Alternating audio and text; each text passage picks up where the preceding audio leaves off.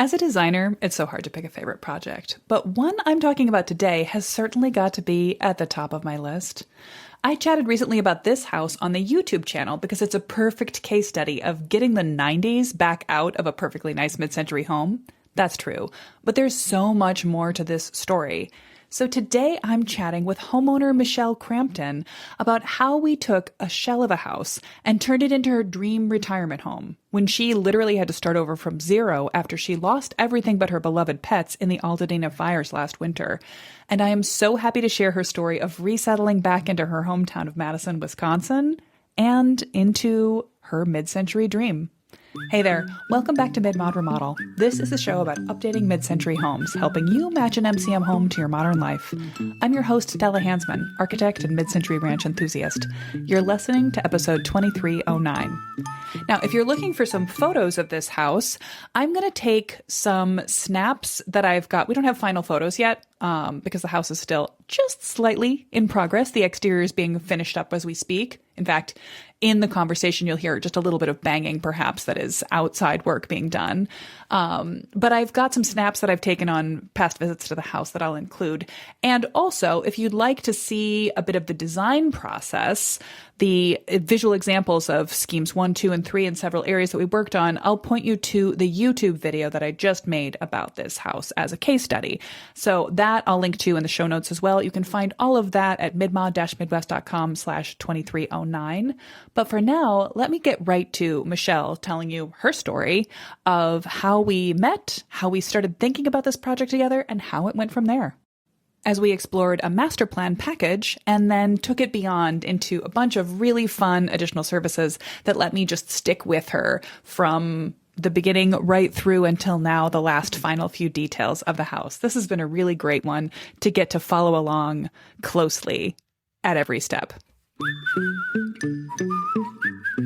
So, all right. So here I am with Michelle Crampton. We have had such a marvelous collaboration turning your house into a home. And I just thought, as I was doing a case study video about your project recently, you had so much to say about the process. I wanted to get you involved. So hi there. Hi. Hi, Della. It's amazing to have you here. And you're probably one of the clients I get to interact with the most because you're here in Madison and I've been I'm over to your local. house. Yep. Yeah. And I've gotten to see the project come along at all the stages, but I actually wanted to rewind all the way to the beginning, to the start of our project. Yeah. And as I was looking at my records, I realized you actually reached out before everything in your life had changed. So mind if I ask from if California? You remember, Yeah. what was it that, why did you pick us? Why did you pick Mid-Mod Midwest back Why in the did first I place? pick you? So I initially reached out to you when I was still living in California, in Altadena, California specifically, knowing that my retirement from my career, which was based in Los Angeles, was coming up.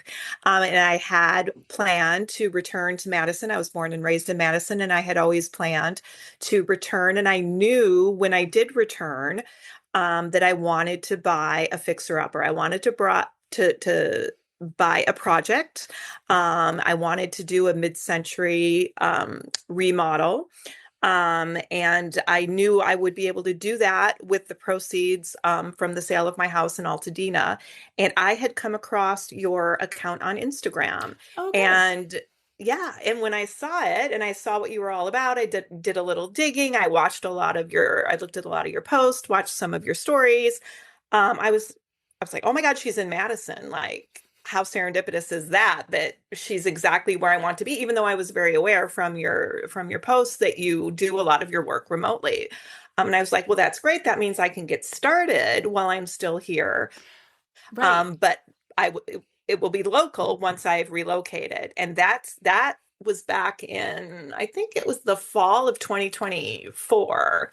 And I didn't have a specific retirement date yet. Yeah, I think it was because I had not formalized my retirement plan. But I was so glad I reached out to you in advance because you were booking clients and I needed to fit into your timeline. So it all worked out that the time that I would actually be retiring, once it became official, I could get on your calendar. Yep. So that's how it started. I remember one of our first, I think our first conversation, we were still talking about, we might have talked twice in the early days, or maybe we were emailing. I remember you asking about locations in Madison, and we talked about a Yep, couple of great mid-century yep, neighborhoods. yep. And then you were excited to get started. Maybe we had a conversation, and then you waited a little while to sign the proposal. That's what I Yeah, think because as happened. I said, Yeah. my retirement date was not set Yeah. yet. So that's why I But waited. And then it very quickly became set. Yeah. it very quickly became set, and then everything in your life changed. So this was the story I felt like only you should tell when I was describing that you had a really traumatic experience in the Yeah. middle of already knowing you were coming back to Wisconsin, but then Yeah. Yeah. Then the fires happened. So after I signed up with you, I was getting ready to put my Altadena house on the market. I knew what my renovation was going to be based on the sales in my area. I had met with Mhm. my real estate agent. I was so excited because everything was just lining up. I'm starting with, partnering with you. Everything was lining up based on the comps. That's the word I was looking for. So I knew Right. what my renovation budget was going to be. Um, I had already started looking at houses in Madison. I had already been put in touch with a local real estate agent.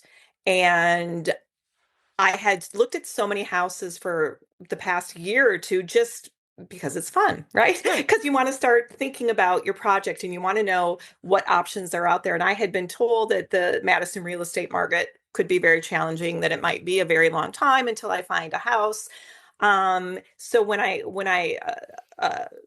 initially contacted the local real estate agent, I sent him an example listing. And I was like, this is the type of house I'm looking for, which happened to be a 1975 ranch. I wasn't that familiar with the neighborhood, but the house had everything I was looking for in terms of a renovation project. Yeah. And he got back to me right away and he said, well, hey, they have an open house this weekend. That Why don't I house. go check it out? Yeah, and I'll bring I you didn't in know on this. FaceTime. And I said, great.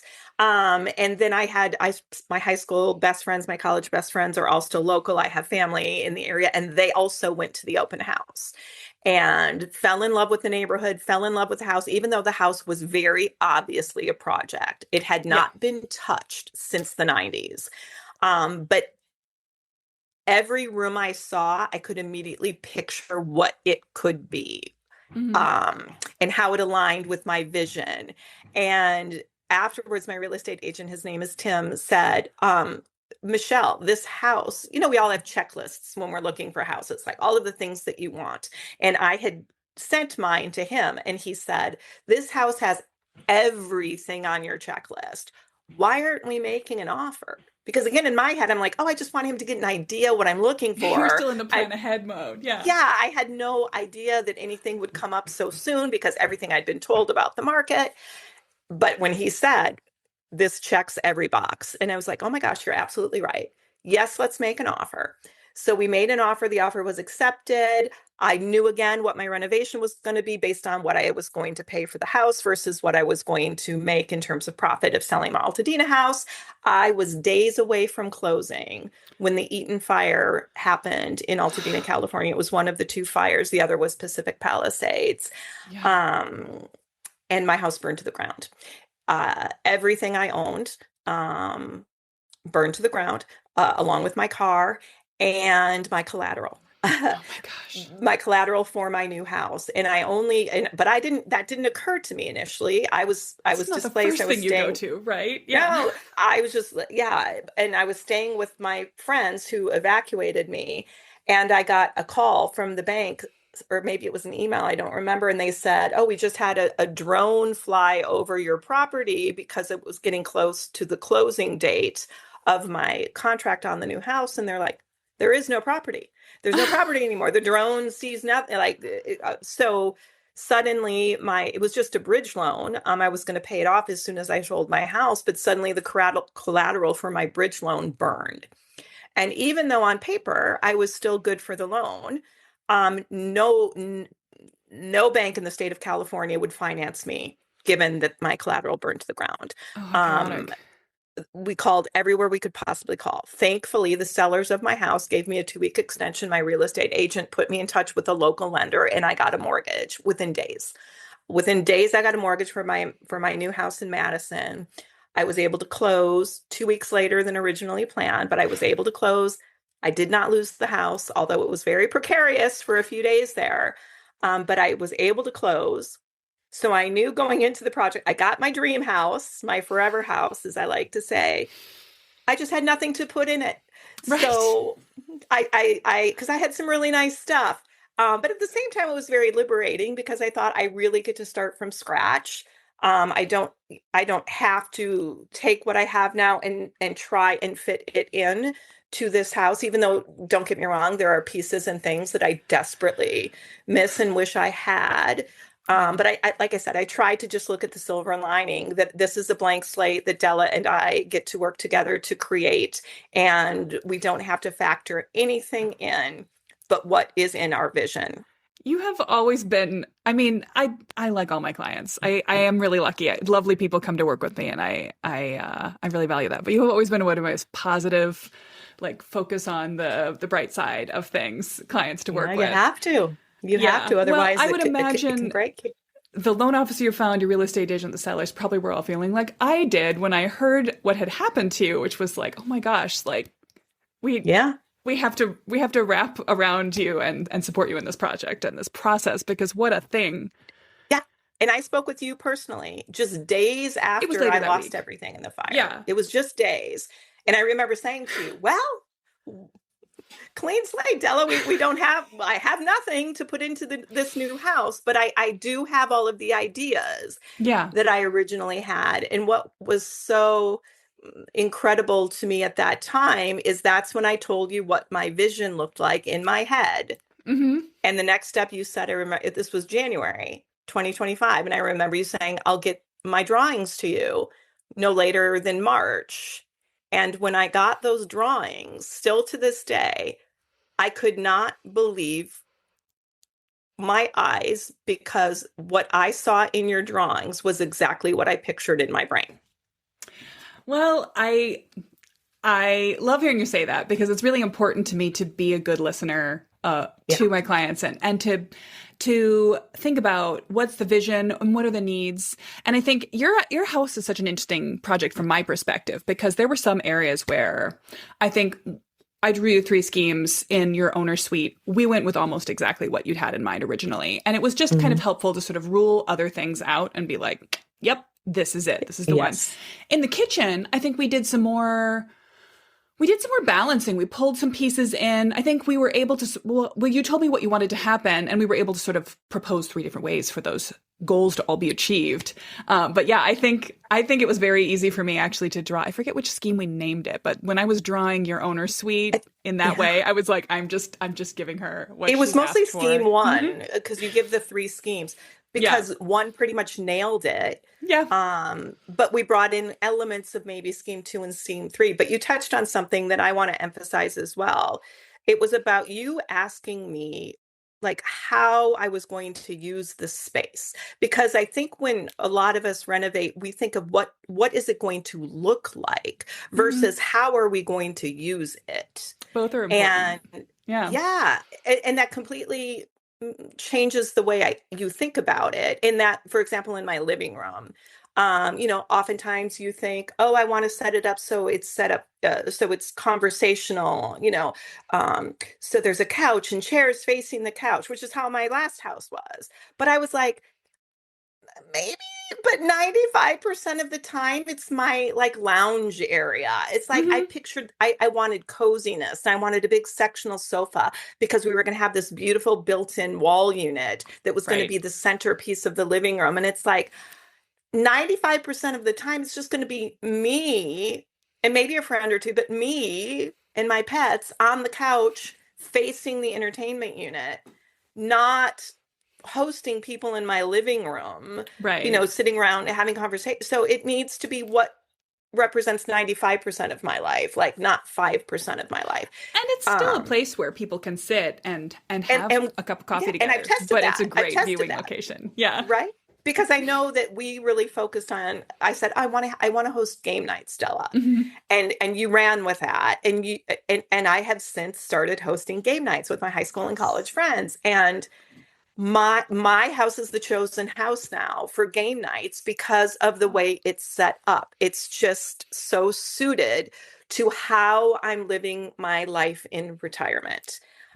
It might have been a completely different plan if I would have done this 20 years ago. Right. Well, our needs change over time. Different life Exactly. stages, different, I mean, and the location you're in now with a different configuration of the people that you know Yes. and love around you really close. Yes.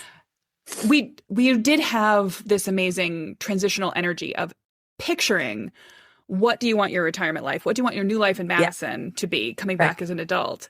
And then we really got to just design the house as a Right. container for that. Plus, Right. jumping back to, I didn't even realize no, I think I knew at one point and it had escaped me that this was your example house. Like it should be a house Yeah. like this. And then Yeah. it was this house, but Well, it's and such a why? great Here's house. why.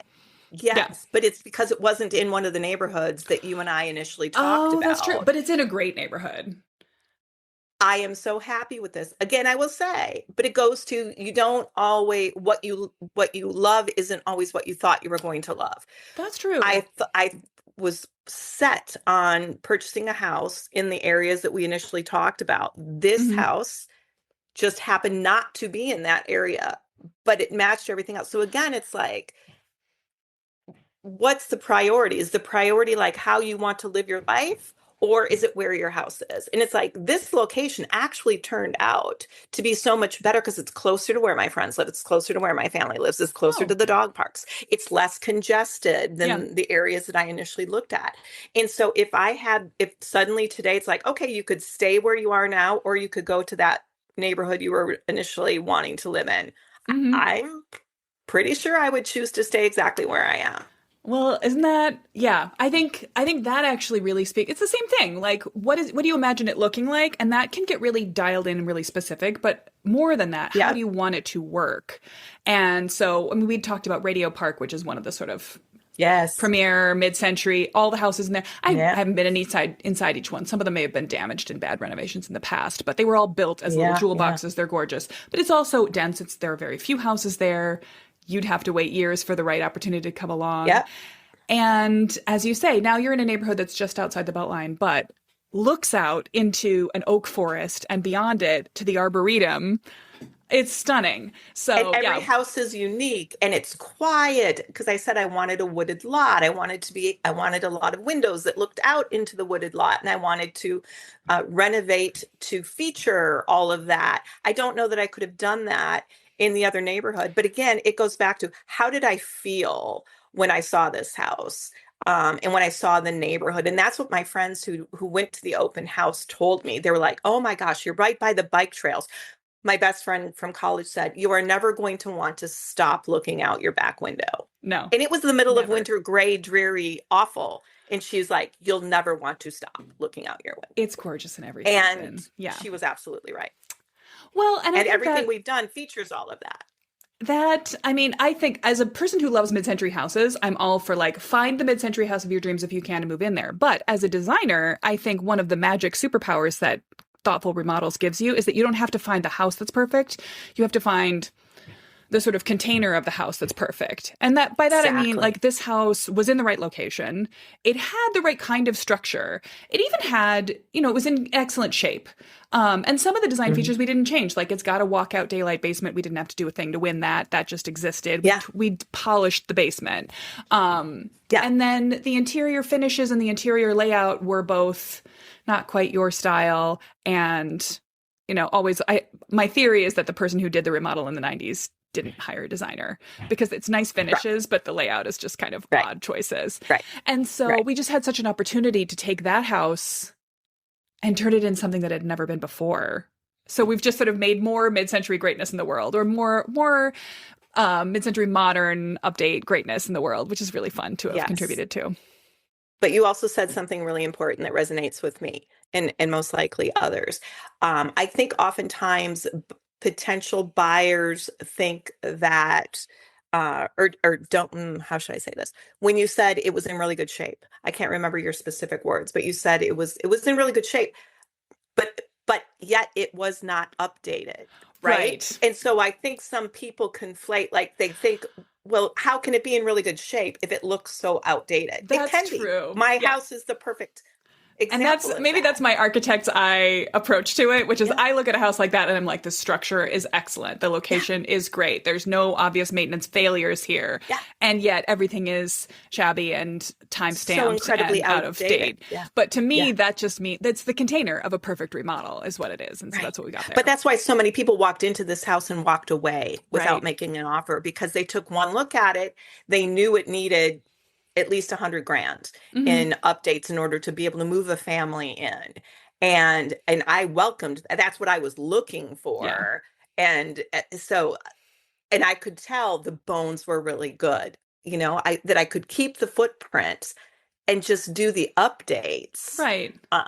and have it turn out the way And it did. some houses are really improved by a small addition or by a change to the layout, but in this case we didn't Yeah. really need to do that. We Right. just shifted spaces around Yep. in a Except for minor the Three way. Seasons room. Except for the Three Seasons room. Great. So let's come back to process. So yeah, you're right. We started before the fire. Then we actually had our first design conversation, gosh, a week after. I think at that time I was like, if you need to like reset and come back, you can, but you wanted to move forward and I totally understood that desire to like get the ball rolling. So I was looking at our design dates and I think we get your options drawings back to you, our solutions package at end of February. And then you were super decisive with what you wanted and we were able to tweak and sort of pull some pieces together from the schemes and have your drawings ready by end of March. And then you had already started to work with your contractor at that point too. Mhm. I think so. Yes. Demo was in process as we were Yes. finishing up our solutions package. And I think your project is it's a perfect example of the way construction could go quickly and slowly because you got into the house really, I think, January 30th, I had the key. Yeah. yeah, you had the key and then you were living there in and amongst a little bit of ongoing chaos also relatively quickly, in my opinion, as like sort of averages. No, I know it felt like not, forever to you. yeah. Summer, Well, right? I had the key as of January 30th. Demo started shortly thereafter. No, I didn't move in until August 29th Oh, really? Okay. I know. Yeah, I know. It felt like a billion because years we to didn't have you. the permit till July. Oh, that's right. Yeah, it Right. So came they could together do quickly some at the demo. end. Yeah. Yeah. Yeah. Yeah, so we pulled together a bunch of things and your process actually went beyond what I typically do with my clients. So we typically hand off at the end of the master plan package. But because you were close and because you were working with your type of contractor is a particular style. I think of contractors in a couple of categories like buckets. The smallest is less than the organization you were working with is sort of like a one guy truck and a dog contractor, does little handyman repair projects. They don't do a whole house from scratch like yours. And then there's the more big budget, big polished organization, lots of overhead project manager on site. They do their own drawings, that sort of thing. And you were kind of in that scale in the middle. So it was really handy, I think, to have the ability to just turn around if there was a question with you and the contractor to say like, okay, well, let's see some drawings about that. And then I would get the fun of coming in and giving you a couple of options or just walking through and giving opinions. I'm curious what that process felt like on your end and what if anything felt useful or what that felt like to you. Being local, I think it was very helpful, not to discourage people who aren't local, because with today's technology, I don't think that's a big hindrance. Um, I have actually done Zoom meetings of that type with other projects, but there's something about being there. Yeah, absolutely. There is something about being there. So that was invaluable to have you available to reach out to your team and just say, is Della available for a walkthrough? I want to consider this option versus this option. It was very reassuring. Sometimes my contractor would join, sometimes he wouldn't, but when he did, that was extremely helpful because then you could Hmm. speak directly to my contractor. I didn't have to translate anything. Yeah. Having your drawings to hand to the contractor for his reference and the subcontractor's reference was also incredibly helpful. So all pluses in that way.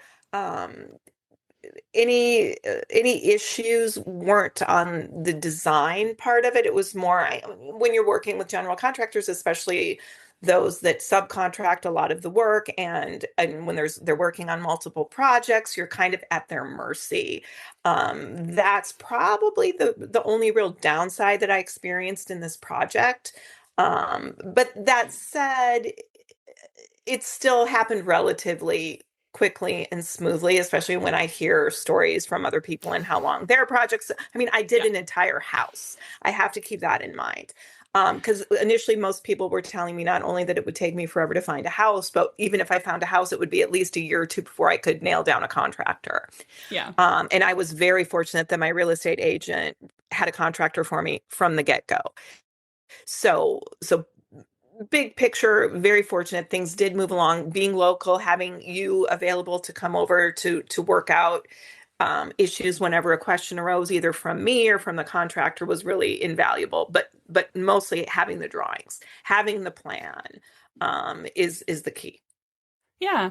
And we got to go back with your project. I had so much fun filling in more details because, typically with our master plan, we focus on the main spaces. And some houses aren't as comprehensively touched as yours either. So we're thinking about kitchen and how it spreads out into the dining and living area, bathrooms, owner's bedroom and bathroom specifically, a couple of other spaces. But with your house, we got to do little built-in interventions all over the house, at the front door, that great screen wall piece, and then the screen wall going down the stairs that ties it together. And some of those pieces did come later, so we got to do some sketched options once you were in contact with your great built-ins team. And that was a really nice collaboration. Oh, yeah, loved that team. Oh, great Yeah. collaborate. That is my favorite part of this house, is all of the built-in work. Absolutely. Such a great, I called him an artist. He didn't refer to himself as that. He still calls himself a A cabinet cabinet maker, but I'm like, oh craftsman. my gosh, Yeah. you're so much more than that. Um, he truly a craftsman. But the other thing is there's a huge difference between drawing things up or designing things before you're living in the house and after. Case in point, one of the things we're still working on is um, in my Right. bedroom, the window treatments, right? So now that I've been in the house for a while, originally I thought, oh, I'm just going to do drapes. But now I'm in the house, I'm like, no, I want to warm it up a little bit more. And then we said, well, what about wood valances to just finish the wood look in this particular area of the bedroom? And I saw one of your drawings, not related to my project, but I saw one of your drawings that you posted for another project or maybe just for concept. And I was like, that's what I want to do with the window treatments in my bedroom. So I reached back out to you, having not worked with you for a couple of months, meaning that our project was kind of done. But then I was like, but wait, what about this? I want to put some final touches in this area of my bedroom. So that brought us back together and we were able to tweak things a little bit more. And now that's my focus, all of these finishing touches. So nothing is final, because I think projects are always evolving. It might just be the time between evolutions. You might not pick it up for another 5 years or so, or you might do your project in phases. I was fortunate, I was able to do my project all at once. And I'm still just finishing things up. But that said, I know if I changed my mind on something a year or two down the road, that I could do that, right? That nothing's permanent. Yeah, We absolutely. can always tweak something. And that's the beauty of this. And there's always room to, Yeah, yeah, there's always room to add in yeah, more yeah. wood, more built-in details. And I think you have really done a lovely job. As a challenge you had somewhat uniquely was to then live into the house, Yes. curating it piece by piece by piece. And you've had so much, Yeah. I think you've had fun finding pieces, but it's a job of work to fill in not just, Yeah. clothing and furniture, but all the little objects that Everyday things that fill you in a house. need. So you've been Yeah. over to, where have you been Yeah. hunting? You've been over to the local Yes. Atomic I'm a Antiques regular. a lot.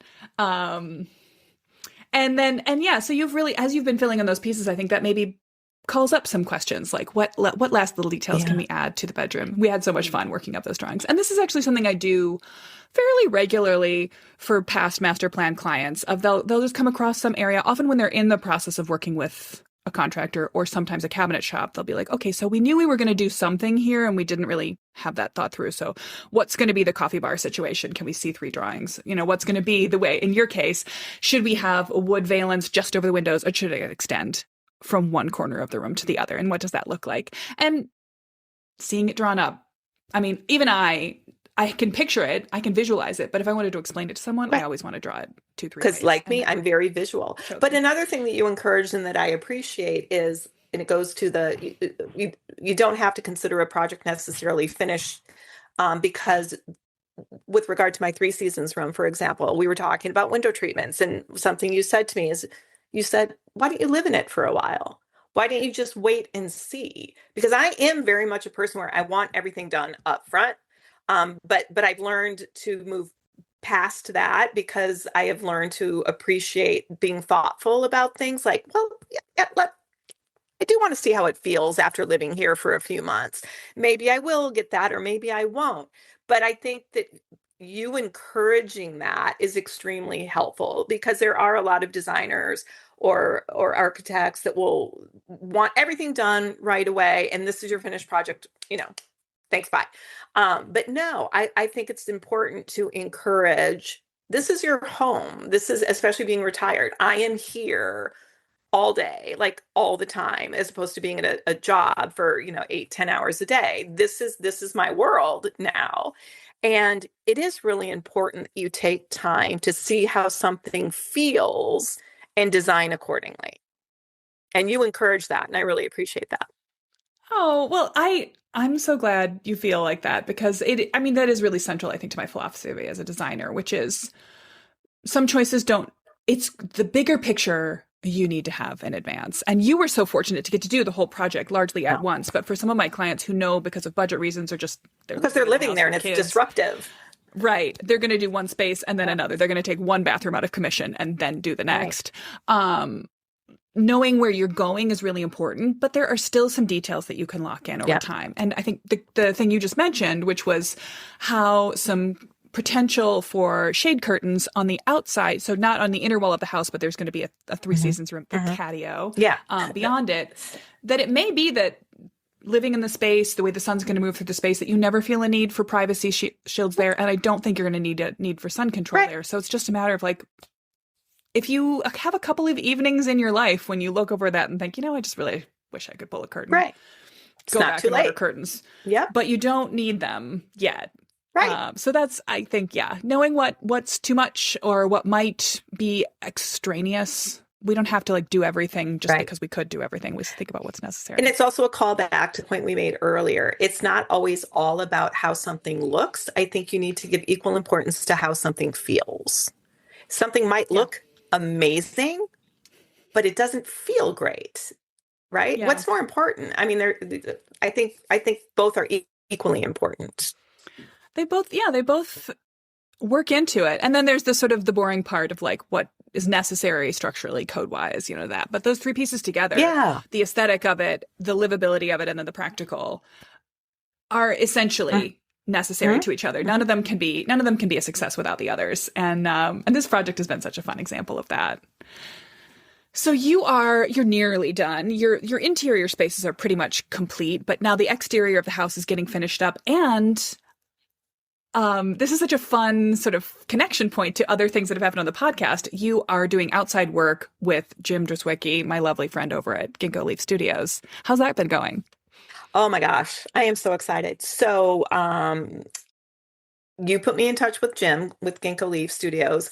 Had a similar experience with him when I initially met him.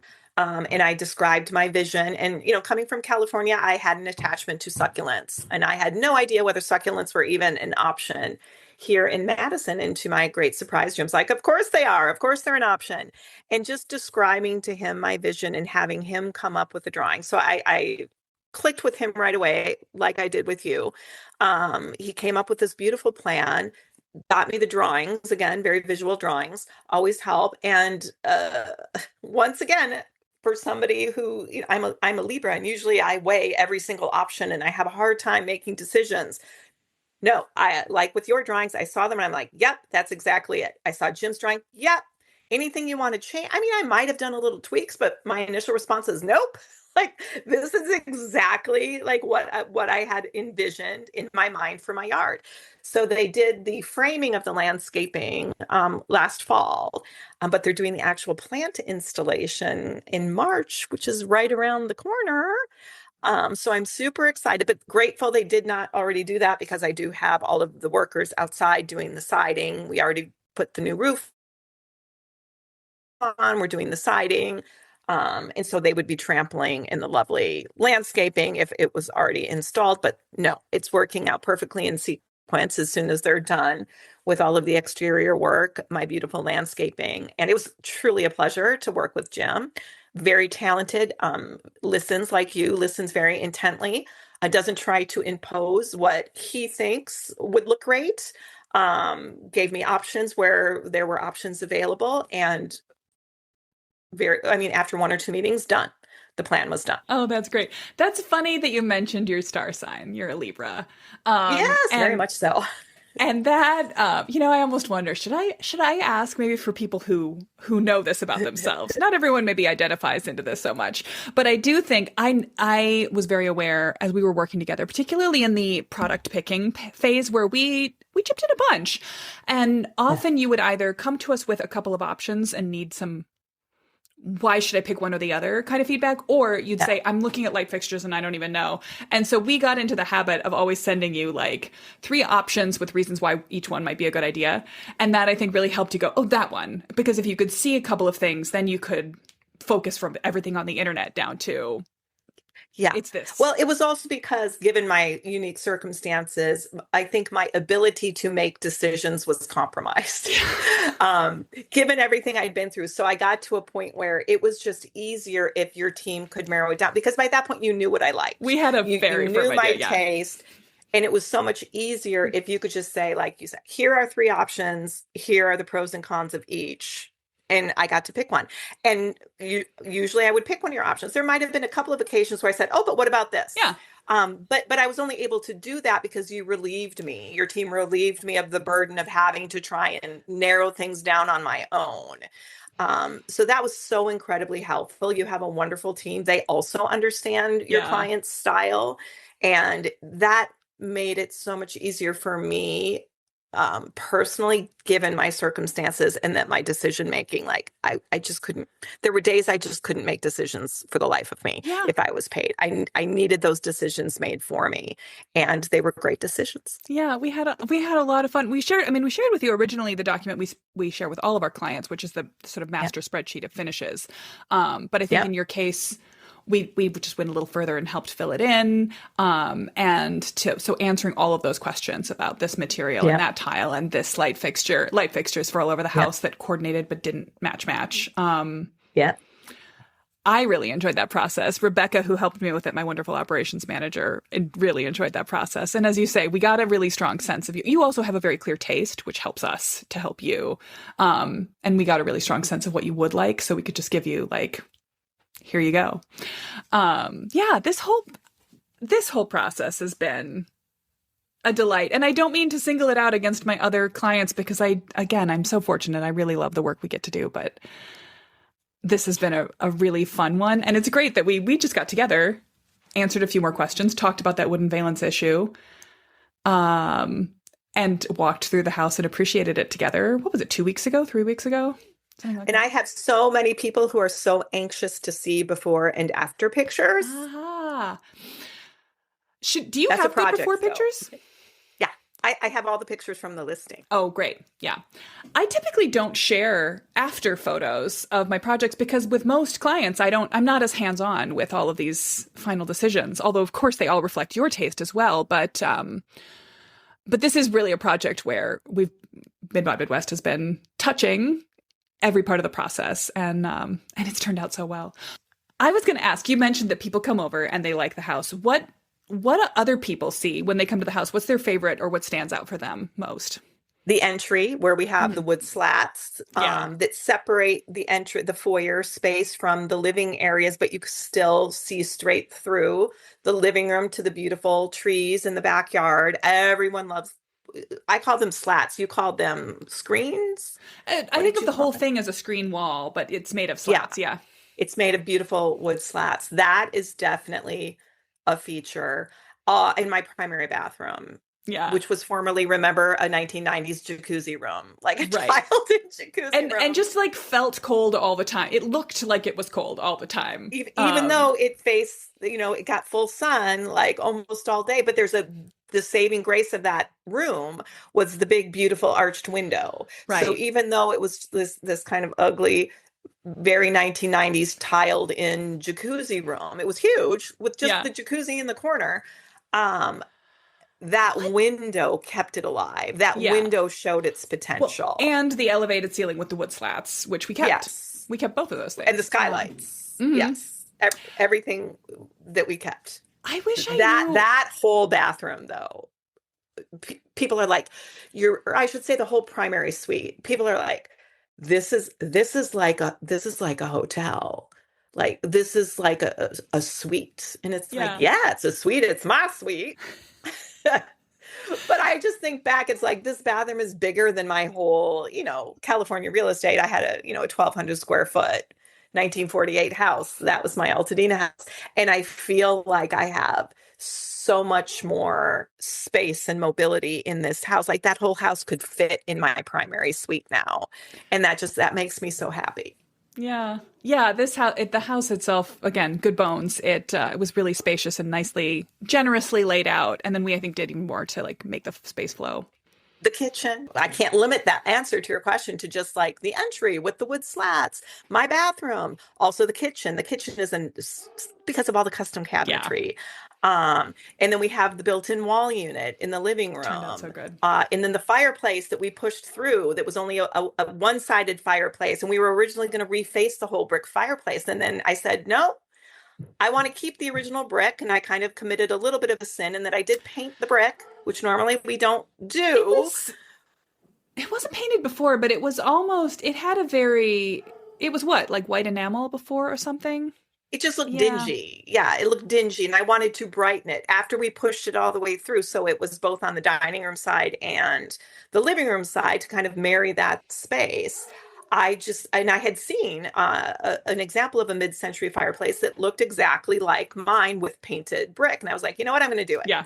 If I'm committing a faux pas, so be it. But I'm going to do, and I do not regret that decision at all. It's It gave stunning. us the freedom too to let your mason go ahead, and we didn't have to have perfect match in order to get the arch was replicated on the dining room Yep. side and all of that. So if there was Yep. any sort of shift in tone in the materials or anything like that, we got that all covered up. And then we did there's a fun feature of your push through fireplace was this, that it's a faux fire with vapor flames. Yeah.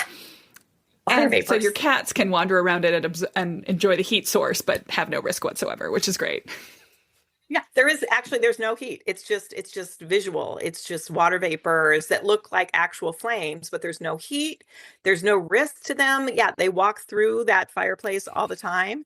And I just wanted to minimize any kind of fire risk given what Yeah. happened. So I actually changed out both fireplaces in the house from well, they weren't wood burning. One was gas Mhm. burning. Anyway, they're both electric now, but one with water vapors that looks remarkably It really realistic. It's does. And amazing. I've seen that product on the internet a number of times, but getting to see it in situ in your house, like it looks Yeah, great. it's so Yeah. cool. I would Yeah. recommend it. So I didn't even know they exist. So kudos to my contractor for that. He's the one that sourced that.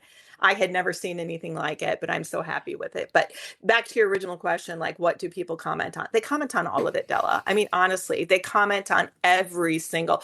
When the person I'm working with, her name is Bree, she's doing my window treatments. She asked if she could take pictures because she has a design friend and she loved the guest Oh, bathroom. And she was just like, oh my God, this bathroom is like amazing. So everybody kind of focuses on a lot of the same, but also different areas. So there is no simple answer to that question because I think something appeals to everyone differently oh. because there's just so many great features in Well, this house. I mean, we just thought about it so deeply. We meaning you Yeah. and my team and I. It was Yep. just a joy to work on this whole house. Yeah. Well, anything And it's a joy to live in it. ah, Yeah. the actual goal is Yeah. not, I mean, pretty magazine photos are one thing, but enjoying being there on a Yeah. daily basis is the point. Yeah. Yeah.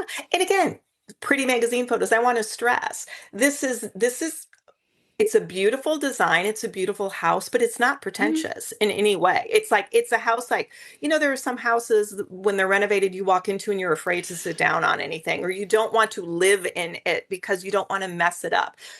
In my opinion, and I think in my friends and my guests' opinion, this house is not that. Like you walk in and you want to settle into this house and you want to do exactly what you and I had in mind when we designed this house. You want to hang It's out in yeah, this house. You want to get it's the cozy in this house. house. Yeah. I love that. Yeah. It's warm and fuzzy. Yeah. Yep. So for anybody out there who's like picturing what this looks like, it is very pretty. Don't get me wrong. I would be proud to have it on, the pages of a design magazine, but it's also just very relatable and very comfortable and very attainable. Yep. Well, and popping over when we were there a couple weeks ago, we just pulled up chairs. Well, I pulled up a chair. You settled into the Yeah. booth in your kitchen, and we just had such a nice Uh-huh. conversation there. Where do people Yeah. tend to Yeah. gravitate to first when they come in and want to sit down? Benches, the dining table, the sofa, in the kitchen? I would say the kitchen dining room area, because there are so many seating options in that area. I've got the banquette with the round table, I've got the bar seating at the kitchen island, and then right behind that, I've got the dining room table. So I know when I had people over for my birthday, they sat not just in one area. Like everybody just like spread out, and but we were all still in the same space, even though there were three different areas where everyone was Oh, sitting. yeah, that's really, I mean, I think it was one of the major goals of your house is that it should be a house that holds you perfectly when you're by yourself, but also just welcomes in all your local friends and family. So we did it. We did Oh, it. that's amazing. Well, I can't wait to see what the plantings look like. And you're right, we should come and take some final photos. But I do have snaps from my last couple of visits, so I don't Oh, think they okay. have any embarrassing secrets in them. Those can go onto the blog post for this podcast conversation, certainly. Okay. You always keep your house so Yeah. nice and tidy anyway, so. Marvelous. Well, anything else you wanted to make sure to pass along or comments or anything you want to say before we wrap up? Just don't fear the renovation. I think that is the key, is especially if you are able to partner with someone like you, Della, and your team. And I also have to say, and maybe this is my California frame of reference, but very reasonable. Your fees are extremely Thanks. reasonable for what you do. Yeah. Um, and there are different variations to the packages that you offer. So I think your fees speak to all different projects, like small scale, larger scale, like mine. And I love the flexibility that you and your team have to adapt to the needs of your client. And again, your availability, and your guidance. And just again, what impressed me the most is how you and your team took what was in my head so easily and put it on paper. And if that was my experience, I can only imagine how many other clients of yours have had similar experiences. I know that my project was not a one-off. So if there's anybody like on the fence with like whether or not they should reach out, or should they do it on their own, or should they, partner with a team, if you can partner. Partnership is always the best Well, option. I can't thank you enough for your kind words in that way. And it's really important to me to be a good partner. I know that there are other design philosophies, and some people are looking for maybe a bit more of just someone to come in and stamp their vision on a project. And if that's what you're looking for, well, then I'm probably not your girl. But I really believe as a designer that my job is to listen and then to try to reflect back and also to enhance the sort of goals of my clients. And Yes, you could not have produced this project without having that skill set, the listening skill set. That's what I think was really key to the success of my project. wow, that's great to hear because that was honestly, I mean, I think back to I just did a something that referenced some of my like blog content from 2019, and I was like, this is really what I was trying to do when I decided I was going to make a business of this. I wanted to be accessible to people. I wanted to help people navigate the process of working with contractors and making all of the decisions of a remodel, and I wanted to help people make homes. Yeah, So this is an example of that. you have done that for sure. Goal achieved. Achieved. Well, I'm so glad to see you so well settled back in Yeah, Madison and yeah, enjoying this next me phase. too. Thank you, Della, and thanks to your team. Oh, well, you are so welcome. This house, this entire project was really such a joy to work on. And as I think I said in my YouTube intro to the case study, I take every design project very seriously as an architect, but I could not help feeling even more emotionally engaged to do my utmost for Michelle when I learned what had happened to her previous home. The results, I think, speak for themselves. The entire experience was a lovely one for me, and I'm so glad to hear that she enjoyed it as well.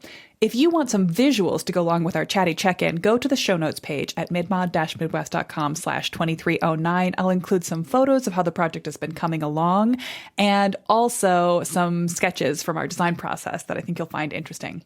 And then just by coincidence, next week, I'm going to be having my dear friend Jim Drzwicki of Ginkgo Leaf Studios back on the podcast. He's done the exterior work, the landscape design for Michelle's house in the meantime. So we've got a bunch of great conversations, interviews lined up in the near future, and I'm looking forward to asking Jim about any special insights or notes he has on Michelle's project from his design perspective. That's all for now, Mid-Mod Remodelers. Catch you next week. This episode was written and recorded by me, Della Hansman, and produced by Rebecca Rossi. If you'd like to support the show and mid-century homes in general, please subscribe so that you never miss an episode. You can help other people find us when you leave a rating and review, or recommend us directly to a friend with a mid-century house. Find more of Mid-Mod Remodel on Instagram, YouTube, or pop right over to our website to check out our services. I would love to design a master plan for your home or teach you how to create one for yourself in my Ready to Remodel program. Thanks so much for listening to Mid-Mod Remodel. I love that you love your mid-century house. I love it too.